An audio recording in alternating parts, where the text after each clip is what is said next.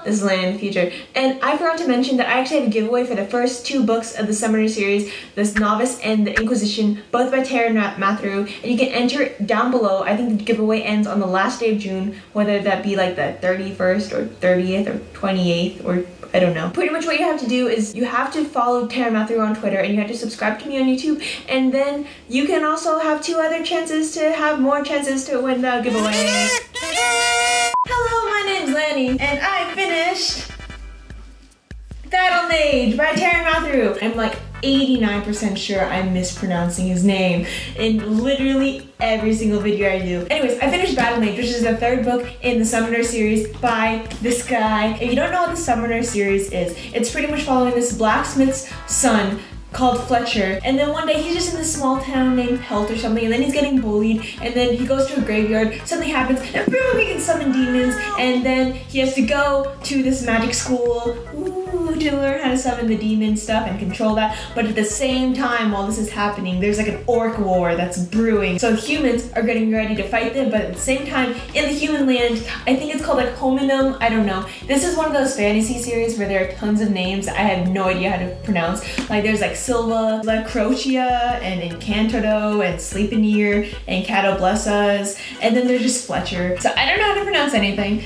What I was gonna say though was in the kingdom of Hominum, along with the whole like orc brewing tensions, there's also tensions inside of Hominum because there are like dwarves who are used as like labor and like are totally mistreated by the humans, and then the humans are also mistreating the freaking elves, but at the same time there are tensions between them and the humans, the dwarves, and then there are other species, and then there are demons, which are pretty much like Pokemon and they can summon them. It's a lot of stuff going on, and this is the final book including that series. So I'm going to be reviewing this book, so it is going to be full of spoilers for the rest of the series, so I highly recommend you pick that series up before like watching this video. But if you haven't read the series though, I would say it's a mixture of like Name of the Wind with a Ranger's Apprentice, and then kind of like a fantasy world vibe as seen in like Cinder Williams Chima and then Pokemon. So now I'm going to be going into my thoughts of this book. So bye, adios, nice knowing you, seeing you.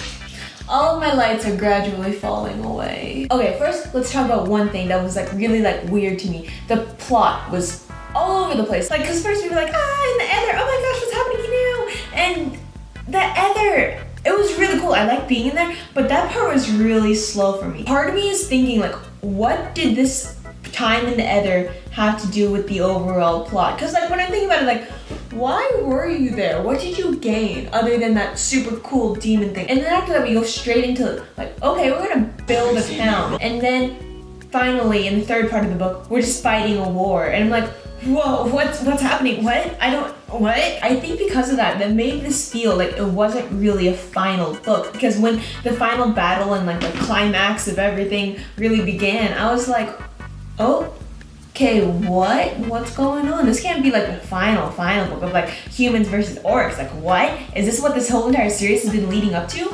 It wouldn't say it was anticlimactic because I liked the battle. It didn't feel like the climax of a trilogy to me. And then another thing was during those times of in the Ether and then in the building the town stage, it just seemed so coincidental. Like, okay, I'm not gonna say Fletcher had good luck because Fletcher does not have good luck, but so many things are happening. Like, oh wow, we found the super rare demon, and oh wow, things are going swell in our camp, and we're building everything, and it's all great and perfect, and I'm just like, what? But then another thing were the characters. Fletcher is a little angel. I love Fletcher. Fletcher deserves so much better than crushing on some elven chick who's all like, oh my gosh, we can't get together because you're a human and I'm an elf.